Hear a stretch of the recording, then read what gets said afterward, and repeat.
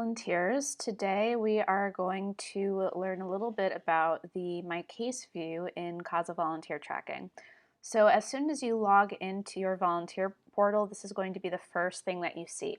If you are assigned to more than one case, you will see both of them or all of them listed here. This dummy account is assigned to a fictitious case. This might look like a real case number, but it is fake. Here to the right, you see hearing type and judge. Those are blank right now.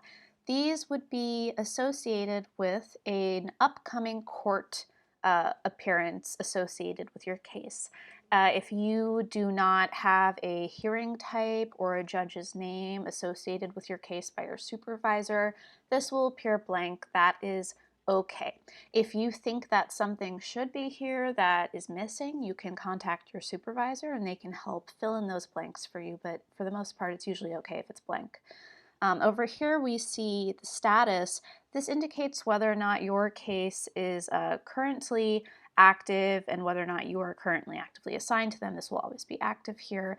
And whether or not they are a transition-aged youth, which means that they are aged 14 or over. Because this case is a transition-aged youth, it says yes here, and we have this little symbol of a caterpillar or a butterfly. Depending on what operating system you are on and what browser you use, these emojis might look a little bit different, but it will always say yes, so you'll know that your youth is transition-aged or not. And who your case is assigned to. One of these names should be yours. If you do not see your name here, reach out to your supervisor and get to the bottom of that. If there is another volunteer who is co-assigned to your case with you, you will also see their name here. So this might be one name, it might be multiple, but your name should be listed here as well. And over here you see a detail view. That will give you a much more complete view of all of the details associated with your case, including past case contacts that you might have logged with them. And if we go over here to edit, that will give you the ability to make some minor changes to your case. If there are bigger changes that need to be made to your case on file, you can reach out to your supervisor and they can help you do that. So now if we go above here, we can see a few different options for filtering our cases by different things. If you click on this one, you can actually see, this is really only useful if you have multiple cases, but you can see whether or not a case is transition-aged youth. So if I click no, I only want to see my cases who are not transition-aged youth, you can actually see that there are no matching records found. That means that I am only assigned to youth who are transition-aged. And if I want them to come back, I'm just going to click yes here.